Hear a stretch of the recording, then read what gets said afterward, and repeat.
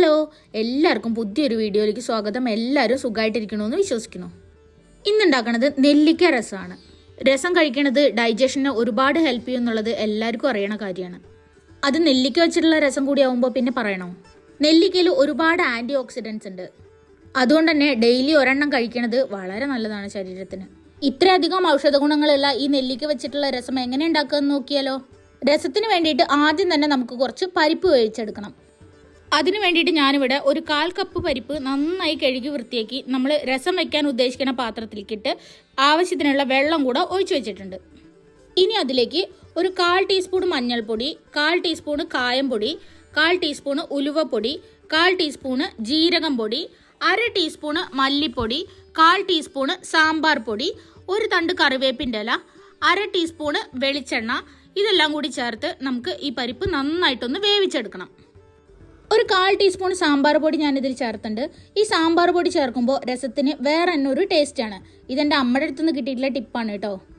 ഞാനിവിടെ ഒരു 1/4 കിലോ നെല്ലിക്ക എടുത്തിട്ടുണ്ട്. നെല്ലിക്ക ഞാൻ കട്ട് ചെയ്യുകയോ ചതയ്ക്കുകയോ ഒന്നും ചെയ്യണില്ല, മുഴുവനായിട്ട് തന്നെ ഇടുകയാണ്. ഇനി കട്ട് ചെയ്തിട്ടോ ചതച്ചിട്ടൊക്കെ ഇടാനാണ് താല്പര്യമെങ്കിൽ അങ്ങനെയും ചെയ്യാം.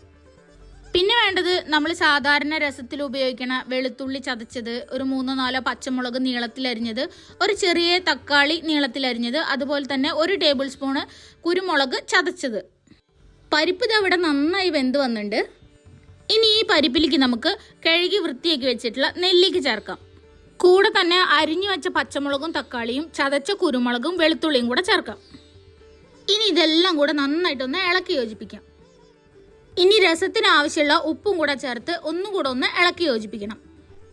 രസത്തിന് വെള്ളം കുറവാണെന്ന് തോന്നുകയാണെങ്കിൽ നന്നായി ചൂടുള്ള കുറച്ച് വെള്ളം കൂടി ചേർക്കാം. എന്നിട്ട് നെല്ലിക്കൊക്കെ വെന്ത് വരുന്നവരെ ഈ രസം നന്നായിട്ടൊന്ന് തിളപ്പിച്ചിട്ടെടുക്കണം. ഇപ്പോൾ ഇതാ രസം നന്നായി തിളച്ച് നെല്ലിക്ക വെന്ത് വന്നിട്ടുണ്ട്. ഇനി നമുക്ക് ഈ രസം ഒന്ന് താളിക്കണം. അതിന് വേണ്ടിയിട്ട് ഞാനിവിടെ ഒരു ചട്ടി അടുപ്പിൽ വെച്ച് ചൂടാക്കി. ചട്ടി ചൂടായപ്പോൾ അതിലേക്ക് കുറച്ച് വെളിച്ചെണ്ണ ഒഴിച്ചു കൊടുത്തു. എണ്ണ നന്നായി ചൂടായി വന്നപ്പോൾ അതിലേക്ക് കടുകിട്ട് പൊട്ടിച്ചു. ഇനി ഇതിലേക്ക് കഴുകി വൃത്തിയാക്കി വെച്ചിട്ടുള്ള കറിവേപ്പിൻ്റെ ഇലയും ഉണക്കമുളകും കൂടി ചേർക്കണം. ഉണക്കമുളകും കറിവേപ്പിൻ്റെ ഇലയും ഒന്ന് ചെറുതായിട്ടൊന്ന് മൂപ്പിച്ചെടുത്തിട്ട് നമുക്കിത് രസത്തിൽ ചേർക്കാം. മേലെ കുറച്ച് മല്ലി ഇലയും കൂടെ ഇടാം. ഇപ്പോൾ നമ്മുടെ ടേസ്റ്റി ആൻഡ് ഹെൽത്തി ആയിട്ടുള്ള നെല്ലിക്ക രസം ഇവിടെ റെഡി ആയിട്ടുണ്ട്. നെല്ലിക്ക ചതച്ച് ചേർക്കുകയാണെങ്കിൽ ഒന്നും കൂടെ പുളി ഉണ്ടാവും. കാൽസ്യം റിച്ച് ആയിട്ടുള്ള ഈ നെല്ലിക്ക ദിവസത്തിൽ ഒരെണ്ണെങ്കിലും ഭക്ഷണത്തിൽ ഉൾപ്പെടുത്തുന്നത് നല്ലതാണ്. അപ്പോൾ ഈ നെല്ലിക്ക രസം എല്ലാവരും ഒന്ന് ട്രൈ ചെയ്ത് നോക്കൂ.